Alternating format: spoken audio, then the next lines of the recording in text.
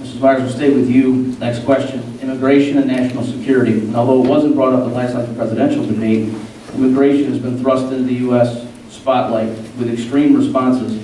One party nominee calling for a wall and the other nominee calling for increased naturalizations for those eligible. Where do you find yourself in relation to those stances? Thank you. Yeah. Our Constitution is the governing document that we all are going to take an oath if we win. I've already done that as a member of the State Assembly, so it's very important to me. So I always look at every issue in two ways. Is it constitutional, number one? And number two, is it something that is going to be good for our district? And it has to meet both.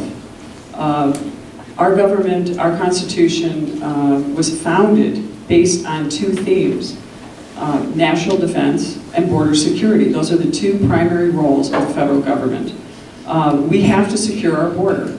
Borders are what protects sovereignty and protect our nation. It affects us in every way, whether it's dealing with trade, unfair trade, crossing the borders and not protecting our own sovereignty and our own companies that might want to trade with the other countries, but also dealing with citizens. And yes, we are a nation of immigrants. My grandparents came from another country. They came here for a job.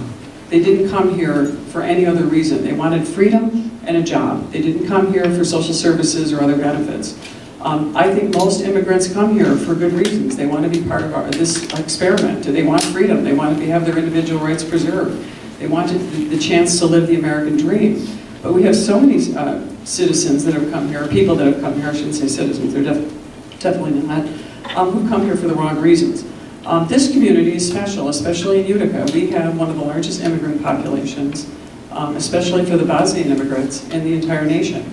As someone who spent the last 35 years of my life studying, visiting, and abroad, mostly in Yugoslavia and the former Yugoslavia, I welcome them here because they came from a war-torn country. They were here as refugees.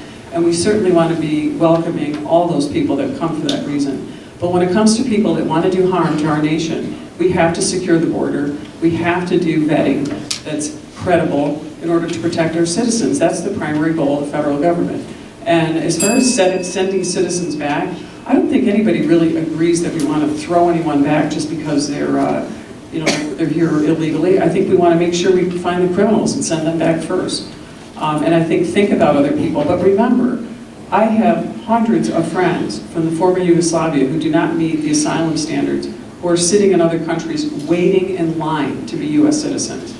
Why should we allow people to cross the border illegally and jump ahead of the line of those people who are waiting to be U.S. citizens? That's the question we have to answer. Thank you.